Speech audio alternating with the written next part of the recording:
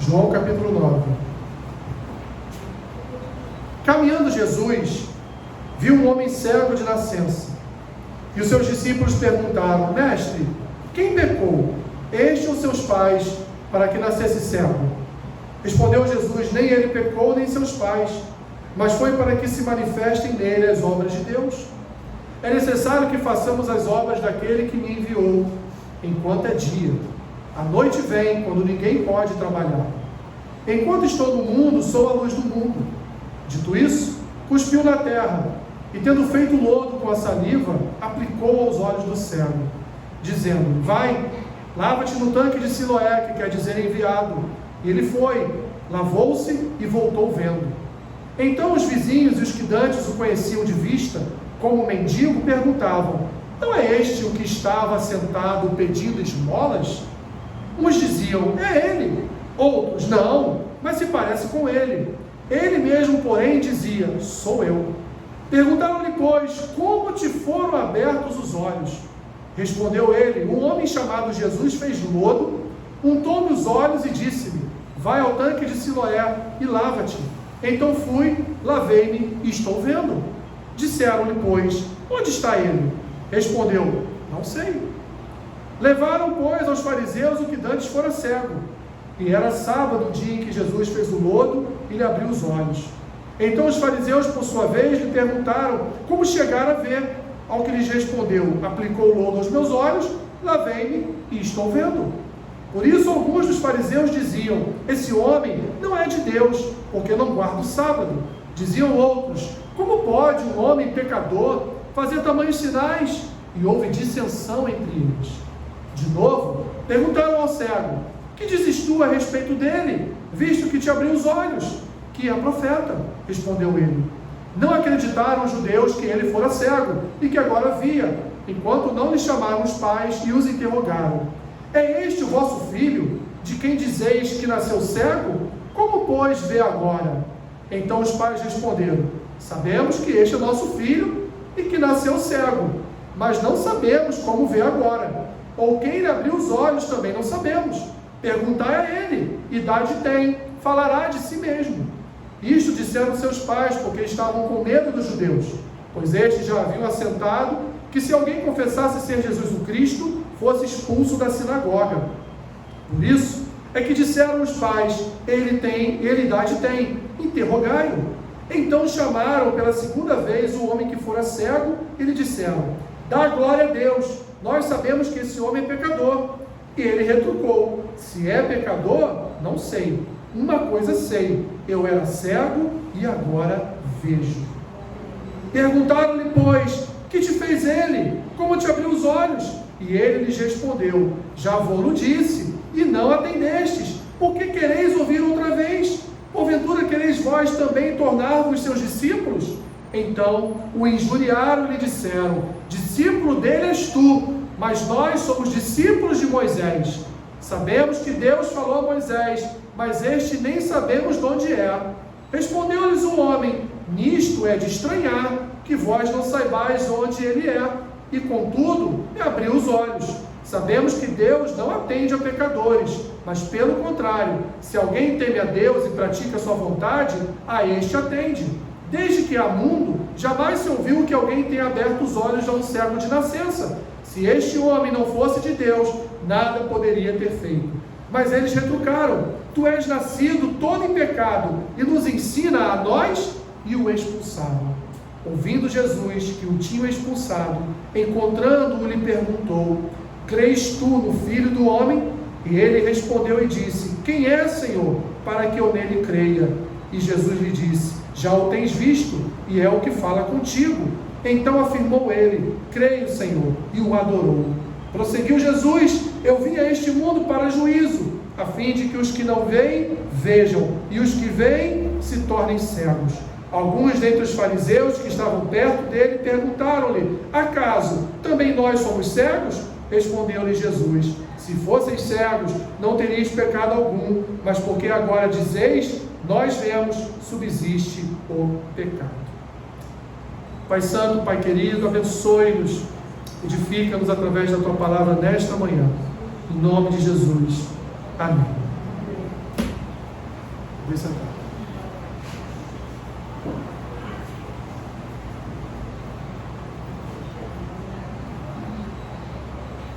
Meus irmãos, o desconhecimento leva à impiedade. A ignorância leva à dureza de coração. Quando nós desconhecemos ou quando nós somos ignorantes em relação a um fato, nós acabamos por errar na nossa análise. Vamos lembrar um pouquinho aqui da nossa escola bíblica? O que ele faz, Bildade e Zofar fizeram com Jó.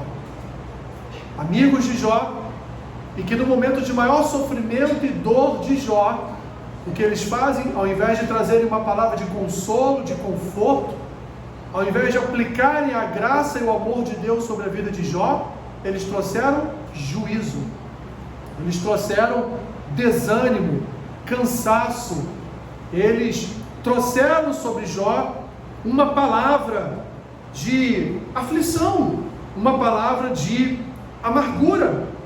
Nós estamos diante de um texto ou um quadro que nós podemos aqui dividir em 3 partes, e falei com vocês na última vez que preguei em João 9, que do versículo 1 ao versículo 12, que já foi o que eu ministrei, nós vamos ver um quadro onde Jesus, ele cura um cego de nascença, e como o próprio texto diz, nunca antes se viu na história um cego de nascença ser curado.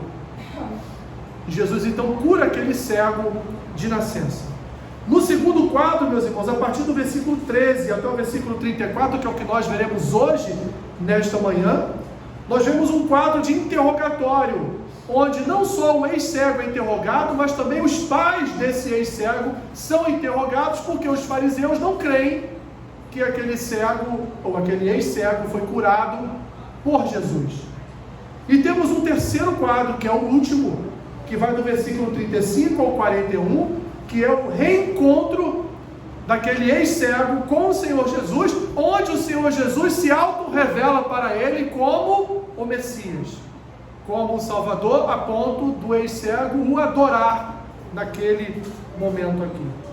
Então, meus irmãos, nós temos aqui a descrição de uma história de milagre, uma história de operação de uma maravilha sobre a vida daquele ex-cego, onde a cegueira de nascença ela é incurável, mas Jesus ali, ele de uma forma, como eu já falei na pregação anterior, Jesus de uma forma não usual, ele cospe no chão, faz um bolinho com aquele cuspe e passa nos olhos do cego, e manda ele lá, vai lá no tanque de Siloé agora, no tanque do enviado, lava os teus olhos, e quando você lavar, você vai enxergar. E foi exatamente isso que aconteceu. Até o capítulo 9 a gente percebe bem que os fariseus, os escribas, os saduceus estão perseguindo o Senhor Jesus em todos os lugares que ele vai. Tem sempre alguém lá de olho, tem sempre um fofoqueiro, fariseu lá de butuca, vendo o que Jesus está fazendo, para ir contar a todos os outros as obras dele, para que eles então venham tentar repreendê-lo e de alguma forma condenar Jesus por algum ato. E agora Jesus cometeu um pecado daqueles, que é curar o enfermo no sábado. Que pecado, né, meus irmãos? Que pecado terrível o Senhor Jesus cometeu para os fariseus. Porque no dia de sábado você poderia até vender seus animais, no dia de sábado você poderia correr atrás da sua ovelhinha que se perdeu durante a caminhada pela manhã, mas durante o sábado você não poderia agir com atos de graça e misericórdia, curando, auxiliando, servindo a alguém com cura e com libertação, porque para os fariseus isso era um pecado terrível. Obrigado, meus irmãos, por fecharem a porta, antes que dê ruim aí, né? Tem algum candidato passando por ali fazendo campanha. E vocês sabem como é que é. Daqui a pouco está batendo a porta da igreja aqui, na maior cara de pau dando tchau ali de fora.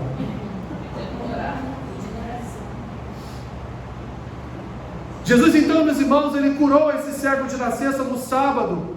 Ele aproveitou, e vimos isso anteriormente, ele aproveitou a oportunidade que lhe foi dada por Deus, e de maneira inusitada deu vista àquele homem. E agora os fariseus querem fazer o quê? Eles não querem confirmar a cura, porque eles sabem que Jesus curou aquele homem. O que eles querem querem, na realidade, trazer uma culpa sobre a vida de Jesus por ter quebrado o 4º mandamento. O mandamento de que o sábado é do Senhor, não é dos homens. E já vimos, meus irmãos, como Jesus efetuou essa cura. Mas agora nós vamos aqui ver como foi esse interrogatório. Por que os fariseus estavam tão preocupados em trazer uma descrição diferente da que realmente aconteceu, do fato que realmente aconteceu em relação à cura do Senhor Jesus, aquele ex-servo. No primeiro momento eu iniciei essa ministração dizendo que o desconhecimento leva à impiedade. Os fariseus, meus irmãos, não conheciam verdadeiramente o sentido do sábado, que para nós hoje é o domingo, né? Eles não conheciam verdadeiramente o significado do sábado. Eles interpretaram de forma equivocada o sábado. Em que pese as Escrituras nos ensinarem que há um dia que é o dia do Senhor, não havia proibição no dia do Senhor de curar um enfermo. Se não havia proibição de você buscar a ovelha que se perdeu no campo, como haveria uma proibição de se curar um enfermo? Quer graça maior curar um enfermo do que recuperar uma ovelha perdida?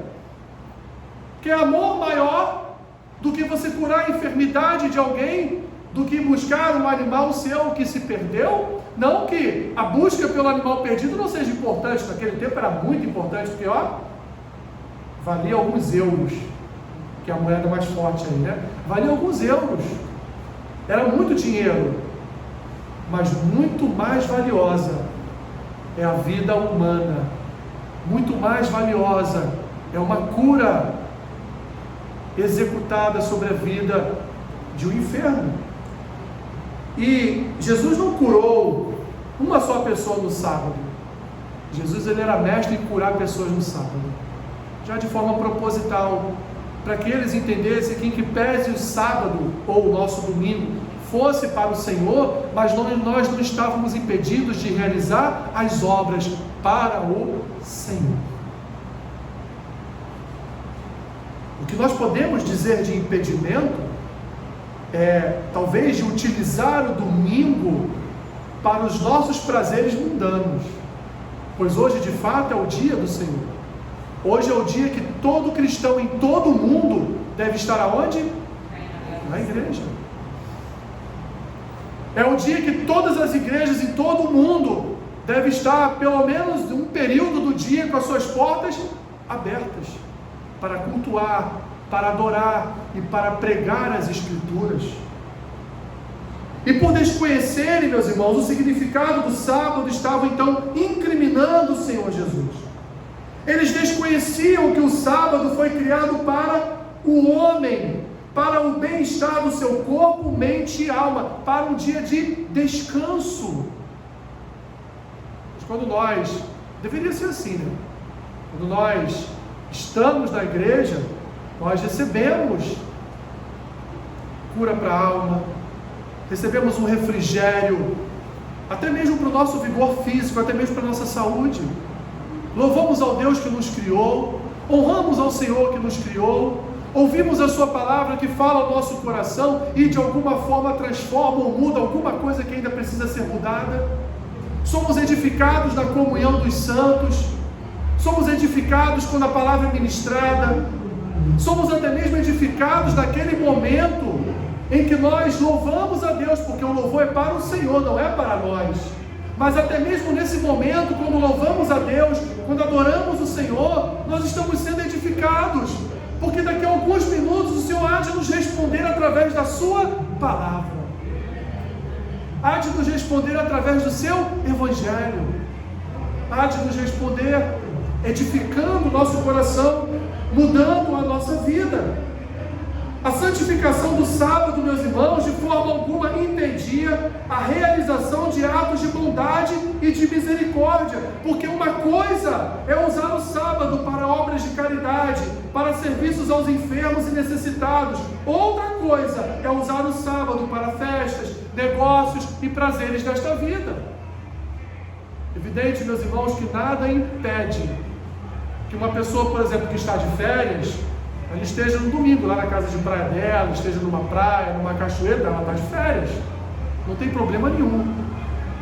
Mas uma pessoa que está domingo, que aí foi sábado à noite no Maracanã, vê o Mengão, chega 1h em casa cansado e morto, aí chega domingo de manhã, não vou na igreja não, estou cansado. Né? Ah, não vou na igreja não, porque ontem eu fui no aniversário do meu sobrinho, cheguei tarde em casa, aí estou exausto, não vou na igreja não. Imagina se Deus se cansasse conosco. Imagina se Deus um só dia dissesse assim: ah, hoje, Terezinha, hoje eu não tenho conversa com você, hoje eu estou cansado, hoje eu não vou nem te ouvir. Imagina isso, Robson. Imagina se Deus um dia resolve simplesmente dizer assim: olha, hoje vai ser um dia em que eu não vou ouvir a minha igreja, eu estou cansado, preciso dormir, já estou desde a eternidade fazendo tantas obras, cansei, não vou nem dar ouvidos à minha igreja este dia, um dia só. Que Deus fizesse isso, o que seria de nós, meus irmãos? E você acha que o Senhor não sente a tua falta no culto? Você acha que é só o pastor que sente falta, depois te manda aquele WhatsApp, está tudo bem, houve alguma coisa? Não é não. Deus, o Espírito Santo, sente muito mais falta de nós do que eu de vocês. Pode ter certeza. Muito mais falta das suas mãos levantadas, das suas vozes o adorando, louvando, das suas orações, até mesmo dos ouvidos do seu coração abertos para receber a sua palavra. Deus sente falta do seu povo, domingo após domingo na igreja, louvando e adorando o seu nome. O sábado, meus irmãos, ou o domingo, ele revela de fato o coração das pessoas, pois é o dia do Senhor e não nosso, para dispormos da forma como quisermos desse dia. Em segundo lugar, o mundo, e aí Jesus vai trazer isso lá mais na frente, na sua oração sacerdotal, Jesus vai dizer para os seus discípulos: olha, o mundo vai odiar vocês. Sabe por quê? Porque o mundo me odeia. Meus irmãos e minhas irmãs, se em qualquer universidade hoje, seja pública ou particular, você ou só mencionar o nome de Jesus, você será devidamente caçado por professores, por colegas, pela direção.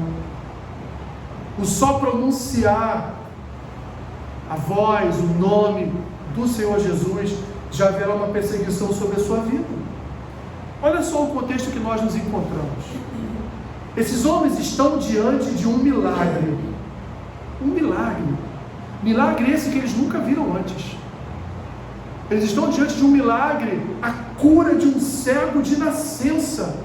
E eles chegam a chamar os pais deste cego e perguntam: vem cá, ele era cego mesmo?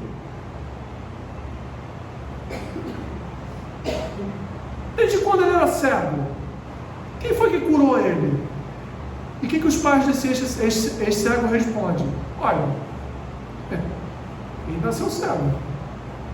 E estava todo dia com a gente. Ele não enxergava um palmo na frente do nariz. Esse cego ele era. Isso eu te dou garantia, né? Agora, quem fez isso, eu não sei. Nós não sabemos. Só ele sabe. E ele já tem idade suficiente para responder as perguntas de vocês. Os pais ainda não foram fora dos fariseus, né? Ele tem idade suficiente para vocês interrogar ele. Interrogue-o. E ele vai dizer a vocês novamente quem foi que curou ele. Mas ele era cego. Esses homens, meus irmãos, estavam ali diante de um fato assombroso, de um milagre espetacular, mas não importava o que tinha acontecido, porque afinal de contas, quem realizou esse milagre não foi nenhum deles. Quem realizou esse milagre foi o Senhor Jesus, e eles não gostavam de Jesus. Eles não se agradavam do Senhor Jesus. Eles não iam com a cara do Senhor Senhor Jesus. Eles não gostavam do que Jesus fazia, eles não gostavam do que Jesus falava, eles não gostavam da forma como Jesus se comportava diante de Deus e diante dos homens. E de forma gratuita, meus irmãos e irmãs, eles queriam apenas perseguir Jesus por persegui-lo. E quanto mais Jesus realizava as obras do Pai, mais eles intensificavam as suas perseguições, porque não compreendiam o que Jesus fazia, e o que Jesus fazia estava de fato diante dos olhos deles. Mas eles eram mais cegos do que o ex-cego de nascença. Eles eram mais cegos de qualquer cego que pudesse estar ali diante deles. Havia, meus irmãos, uma venda nos olhos desses homens para tudo o que Jesus fazia, e não importava o que. Jesus poderia, com sua palavra, remover, tirar uma montanha de um lugar e botar no outro, que eles diriam que era obra de Satanás. Jesus poderia fazer qualquer coisa, que eles continuariam a perseguir Jesus. Por melhor que fosse a ação do Salvador, esses homens sempre buscariam uma forma de criticar com veemência essa ação. Eram teimosos, e a teimosia, meus irmãos, é a pior das escamas dos nossos olhos. O teimoso e implicante, ele tapa seus ouvidos de forma que nem quer ouvir falar de coisas boas, ainda mais quando vier de Jesus. Certamente você já pegou pela frente algum teimoso. Já pegou algum teimoso pela frente aí? Você fala de Jesus, mas o teimoso continua com a venda nos olhos. O teimoso continua cego. O teimoso, ele, por implicância, ele não quer ouvir você falar de Jesus. Chega a um ponto que não é mais teimosia, não é mais ignorância, não é mais desconhecimento, é implicância. Quando você chega perto, ele já pensa, vem ela, vem ele. Quando você chega perto, né, já se sentiu assim, o grupinho, a rodinha se desfaz. Não, tá bom, era só isso que eu queria dizer, tchau, né? Aí você vê, você está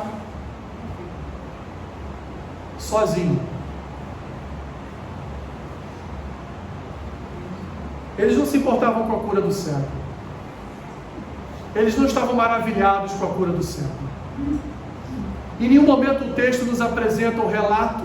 João não nos apresenta o relato de que eles estão ali estupefatos diante. Nossa, ele enxerga agora. Quem realizou essa obra maravilhosa? Quem realizou esse milagre? Não, eles não estão nem aí se o cego foi curado. Aliás, para eles melhor seria se o cego nem fosse curado, porque era sábado não pode curar. Para eles era melhor se o cego permanecesse na sua condição anterior. Eles queriam só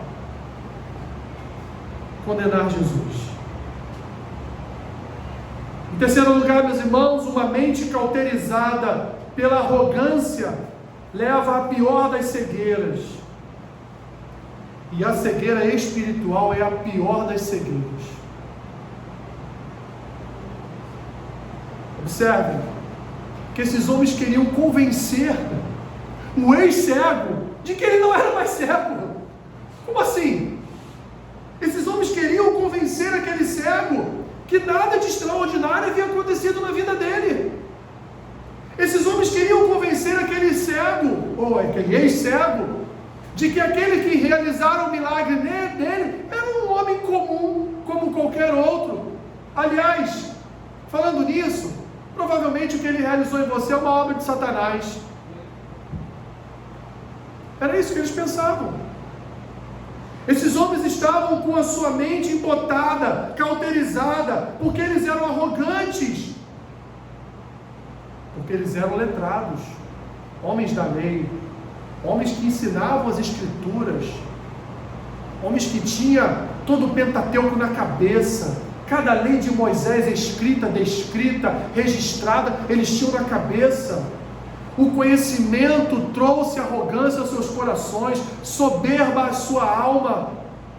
E agora, diante do desconhecido, diante do misterioso, diante daquilo que pela razão e pela lei eles não estavam entendendo, então eles estavam condenando.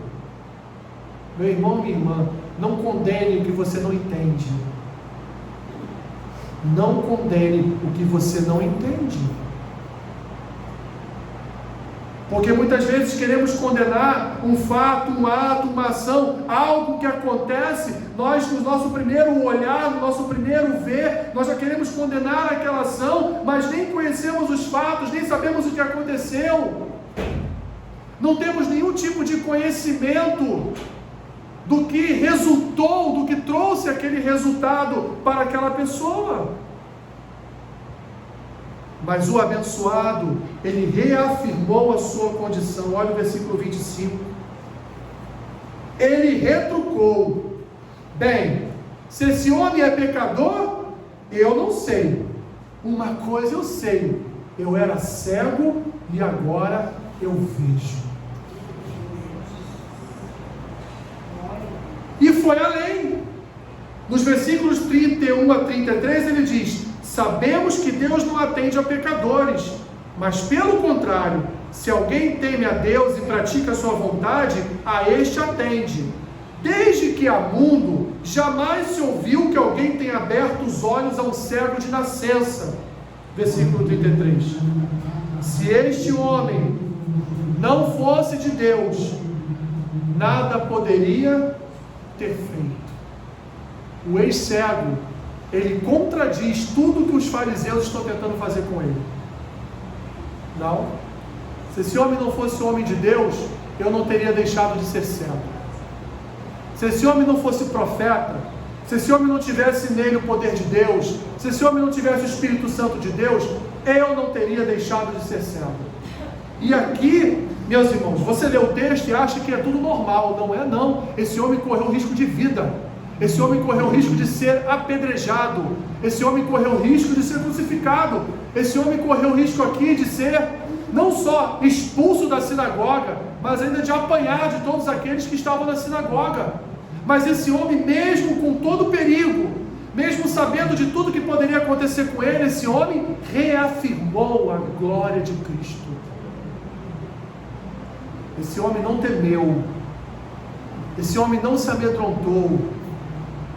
Esse homem não se escondeu atrás dos seus medos, mas ele enfrentou aquelas vozes e disse: olha, vocês estão dizendo que ele tem pecado. Se ele é pecador, eu não sei. O que eu sei é que eu era cego de nascença e hoje eu vejo. E vou dizer mais: Deus não atende aos pedidos de um pecador. Se esse homem de fato fosse um pecador, Deus não teria atendido o seu pedido. E vou além. Esse homem, como ele diz em texto anterior, esse homem é profeta. E vou além. Esse homem é de Deus. Ele veio da parte de Deus. E se ele me curou, se ele me sarou, é porque ele é um homem justo diante de Deus. Meus irmãos e minhas irmãs, nós não podemos temer proclamar que Jesus Cristo é Senhor. Nós não podemos ter medo, onde quer que nós estejamos, de proclamar que nós temos um Rei soberano sobre a nossa vida, que nós temos o Senhor que cuida de nós, que nós temos o Senhor que sara as nossas feridas, que nós temos o Senhor que é o nosso escudo, que é o nosso broquel, que é o nosso castelo forte, que é a nossa torre de refúgio. Estejamos nós diante de quem quer que seja, nós não podemos deixar de declarar que Jesus Cristo é Senhor, porque Ele é Senhor e Rei. Não importa se te expulsem do teu trabalho, não importa se você for perseguido na sua faculdade, na sua escola, não importa o que aconteça, o que vai acontecer com você, porque é muito melhor cair nas mãos de homens do que cair na mão de Deus. É muito melhor eu honrar a Deus do que tentar honrar a homens. É muito melhor eu falar as verdades de Deus do que eu querer proclamar as mentiras de homens. E o que tem sido imposto sobre nós é o tempo do medo, em que nós não podemos falar de Jesus onde nós nos encontramos. Não, nós devemos proclamar, falar, devemos contar e testemunhar os milagres que Ele faz na nossa vida. Gostem ou não, aceitem ou não, Jesus deve ser proclamado pelos nossos lábios. Ou nós não cantamos aqui: ainda que cadeias venham me prender, ainda que os homens se levantem contra mim, meus lábios não se fecharão, para sempre hei de te louvar. É muito bonito em canções, meus irmãos, mas na hora lá que o bicho pega, a gente tem que lembrar da canção. Não importa se cadeias nos prendam, não importa se homens nos persigam, não importa se montanhas caiam sobre nós, não importa. O que importa é proclamar que Jesus Cristo é o Senhor. E o coitadinho desse homem humilde, esse homem era cego, mendigava todos os dias. Esse homem não era nenhum homem letrado, esse homem não era nenhum homem de diplomas na parede, esse homem não era um homem de retórica, esse homem não era um homem de bons discursos, esse homem não era um homem do muito falar, do bom falar, mas esse homem foi cheio do Espírito Santo naquele momento de cura, porque a intrepidez que estava nele não era só própria dele, mas era o próprio Espírito Santo, levando aquele homem a ser corajoso, intrépido, diante daquelas autoridades de Jerusalém, diante daquelas autoridades da sinagoga, diante daquelas autoridades do judaísmo. Ele não se calou, ele falou: quem me curou é profeta, é homem de Deus. Vocês estão dizendo que ele tem pecado? Não quero nem saber, o que eu sei é que eu era cego e agora eu posso ver.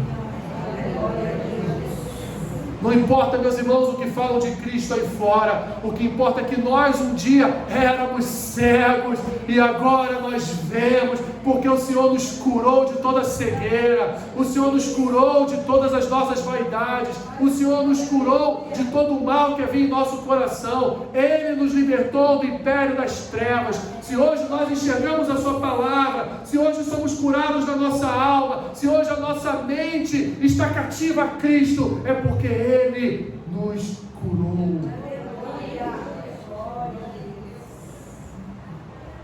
Não importa quem acredita ou quem desacredita, o que importa é que eu era cego e agora eu posso ver. O que importa é que eu me encontrava em trevas, mas hoje eu me encontro na luz. O que importa é que eu me encontrava sujo, fedido, por causa da lama do pecado, mas hoje eu me encontro lavado e remido pelo sangue do Cordeiro. Concluindo, meus irmãos, conhecimento sem piedade, sem graça, sem misericórdia e sem amor leva à cegueira. Em segundo lugar, entenda, meus irmãos, que o mundo odeia as obras de Cristo, e por isso o mundo nos odeia. Por isso o mundo odeia a igreja. Por isso que o mundo a todo momento afronta a palavra de Deus, afronta a igreja, afronta os símbolos da cristandade. O mundo faz isso porque odeia Jesus, porque afinal de contas o mundo tem medo de ser encontrado pelo Senhor Jesus. O mundo tem medo de ser santificado. O mundo tem medo de um encontro verdadeiro com Deus, porque eles sabem que o dia que o Senhor os encontrar, a vida deles mudará, e toda essa perversidade, malignidade que eles cometem todos os dias cessará. Mas o mundo é ávido por fazer o mal. O mundo tem sede de fazer o mal. O mundo não tem sede de justiça, o mundo tem sede de injustiças. O mundo tem sede de morte, O mundo tem sede de sangue.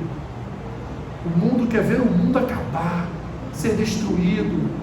Essa sociedade que nós conhecemos ser completamente destruída. Porque o mundo sabe que a igreja é a imagem de Deus na terra. E para que tudo seja destruído, eles precisam destruir a imagem de Deus na terra. O orgulho, meus irmãos, o orgulho obscurece o entendimento. Por maior conhecimento que você possa ter das Escrituras, por maior entendimento que você possa ter das Escrituras, se a soberba ocupar lugar no seu coração, se o orgulho ocupar lugar na sua alma, todo esse conhecimento, todo esse entendimento será em vão. Porque você sempre será o certo. Você sempre será o ele faz, o Bildade e o Zofar. A sua palavra sempre será correta. A sua palavra será sempre a palavra de Deus. A sua palavra será sempre a palavra que vai resolver todos os problemas de todo mundo. Porque eu falo da parte de Deus, porque eu conheço as Escrituras, porque eu isso, porque eu aquilo. O ego é uma desgraça humana. O ego, ele torna a pessoa feia, por dentro e por fora. Você já viu o semblante de uma pessoa cheia de ego? É um semblante descaracterizado. É um semblante feio. É um semblante endemoniado. É um semblante sem luz. É um olhar que não tem luz. É um falar que não tem graça. É um agir que não tem amor. É uma ação que não tem misericórdia. Por último, meus irmãos, as obras de Jesus devem ser exaltadas, custe o que custar. Custe o que custar.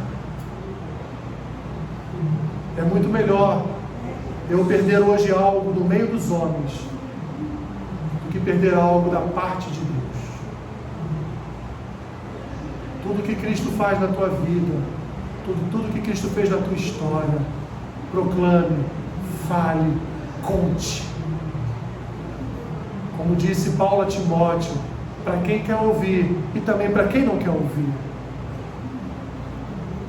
Mas que a palavra de Deus não esteja só na sua mente, que a palavra de Deus esteja nos seus lábios. Meus lábios não se fecharão, para sempre hei de te louvar. Que maravilha, meus irmãos. Que maravilha a graça de Deus derramada sobre nós. Que maravilha testemunhar do Senhor Jesus. Que maravilha olhar para um cego, olhar para essa história, olhar para aquele cego como uma imagem no espelho, refletida em nós, e entendermos, eu também era cego, eu também mendigava do pão, eu também mendigava pelas esquinas dessa vida, e encontrei Jesus. Aliás, Ele me encontrou, Ele me curou, Ele me salvou, as escamas foram retiradas dos meus olhos, e eu fui lavado nas suas águas de descanso. Eu fui lavado no seu sangue que me curou de todo o mal. Maravilhoso isso, meus irmãos. Maravilhoso isso. Vamos nos preparar para a ceia. Santo Jesus,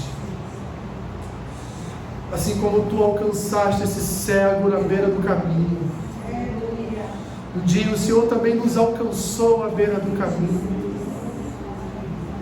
Nós éramos cegos e hoje podemos ver a tua glória manifestada em nós, com novidade de vida, com refrigério para a nossa alma. Obrigado, Jesus, por tua grande salvação. Obrigado por tua obra naquele madeiro. Obrigado por tua vida em nós. Eu abençoo o pão e o cálice que serão agora ministrados sobre a tua igreja. Renova-nos na tua presença, Senhor. Revigora, ó Deus, a tua força em nós. Ajuda-nos em nossa caminhada de fé, esperança e amor. Fica conosco, Senhor. Abençoa-nos nesse momento de comunhão em torno da mesa. É o que nós te pedimos. E assim oramos em nome de Jesus. Amém.